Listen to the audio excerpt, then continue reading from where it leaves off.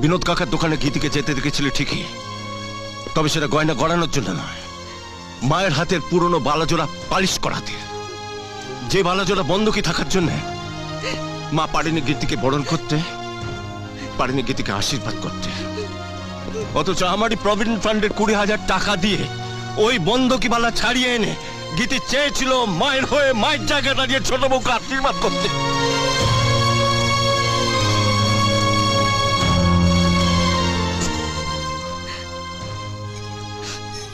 এই ঘর এই সংসার যার কাছে সবচেয়ে বেশি ঋণী, তাকে তুই অসম্মান করেছিস। সবকিছু উজাড় করেছে, নিজে বিক্রি হয়েছে, তাকে তুই ভিক্ষে দিতে চাইছিস।